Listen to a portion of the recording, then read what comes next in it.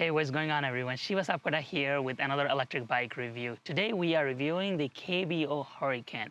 Contrary to its name, this bike is not that powerful, but that is by design. This is a very stealth, super lightweight electric bike, but just for the commuting purposes. And this is just a regular road bike, but the battery is embedded here. This is an awesome design, and the tires are amazing. There's a lot of qualities that I want to talk about here today. So here's the original box. As you can see, this is a pretty large box. So this is what the interior looks like on the packaging. The first thing that jumps out to me is very small mountain slash road bike tires.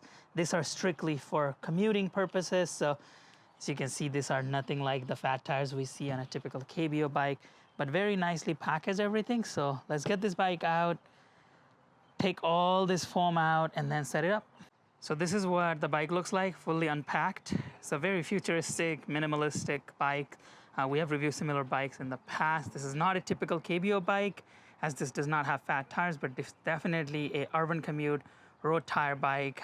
And looks like we have to install that front wheel. Got our seat saddle here, the pedals, and then the front handlebar here, and we should be done. So for the front handlebar here, there's that handlebar. And here we just have to back out this 4 Allen screws, remove this top plate, put the handlebar and secure it. Pretty typical process. So here we got the handlebars installed. As I said earlier, just those 4 screws, typical process. And now we are going to install that front wheel. The front wheel is a quick release, so we just have to remove that bracket in the bottom, install that, and then put the quick release bracket. To install the front wheel, we just have to make sure that this is seated properly. You just lift it and put this here, and this is sitting on the hub. And another thing you need to watch out for is this disc brake. The rotor is actually seated behind the 2 brake pads here, so that the brake pads can grab onto this rotor to make your bike stop. It's a pretty straightforward process. It's a typical quick release install. Now we just take this and then install it here, the quick release bracket. Now after we install the front wheel, all there is left to do is install these pedals, which are marked left to right, so we just need to thread this in. Also install the rear reflector, and then they also send you a water bottle holder that we can install. All right, this bike is ready to go. Everything is installed. As you can see, we installed the water bottle here. It came with the convenient location. We installed the pedals, the seat.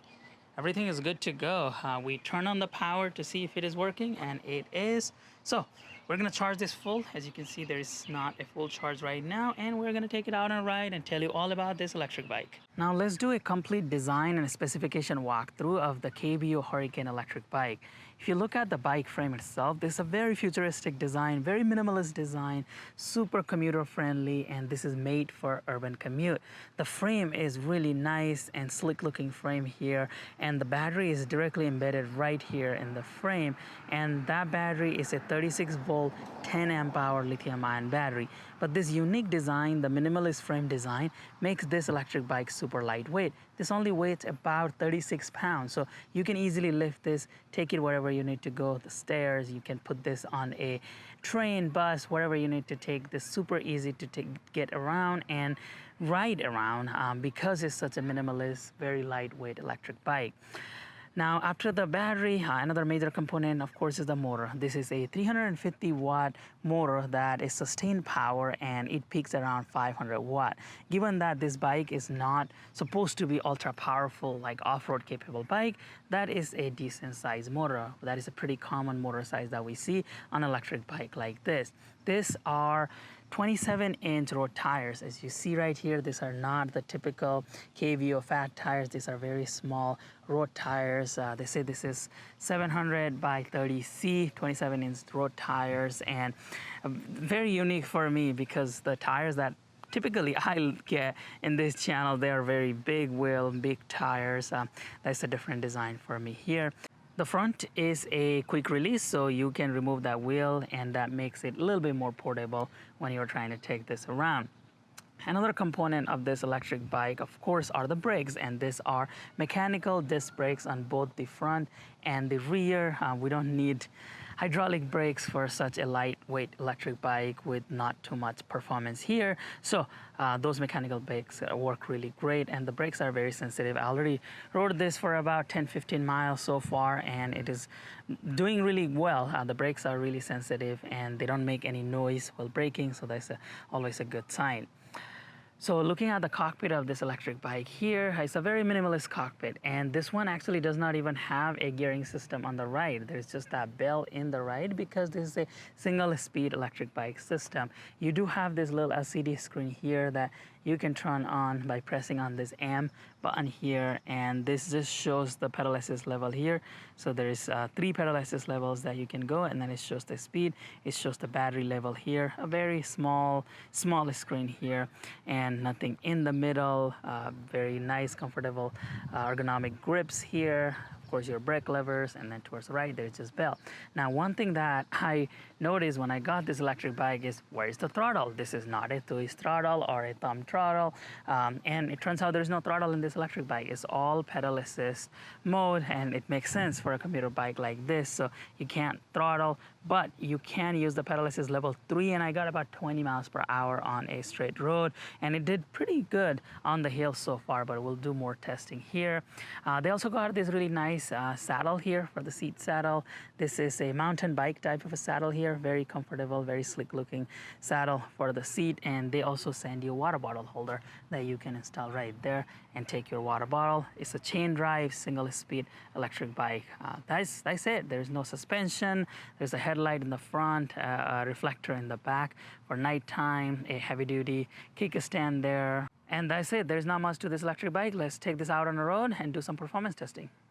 As far as the riding experience, I want to break my observation down into 4 main categories. Let's start with comfort and handling. I find this e-bike exceptionally comfortable thanks to a super soft seat saddle and overall engineering. The turning was really easy with those large 27-inch tires, and despite their small width, they performed really well on normal roads with some small potholes. The braking was above average and much better than KBO's Flip e-bike. Even from a 20 miles per hour speed, I was able to bring this bike to a complete stop relatively quickly. The brakes do not squeak or make any loud noise, and they work really well. The motor performance is better than a typical 350 watt system. It doesn't have a torque sensor, so you do have to manually adjust the pedal assist level, but with the pedal assist level 3, I was able to easily ride through a 15% grade without running out of breath. This worked really well compared to some of the other 350 watt system where it is very sluggish ride, and I find it really hard time pedaling through even a 10% grade, but this e-bike did really well. So that 350 watt sustained power motor that they claim is probably correct. Finally, the range. I got 30 miles on a full charge with Muscle Pedal Assist 3. This is about average of what we see on a 10 amp hour battery.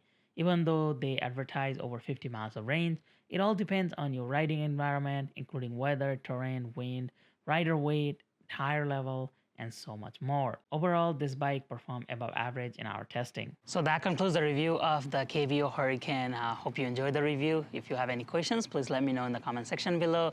This is an awesome bike. This is a very futuristic, modern-looking commuter bike, and I would highly recommend it for folks who don't need the throttle and just need a commuting electric bike. It performed really well in our testing, and I'm really happy with the KBO brand in general, with all the electric bikes we have tested from them.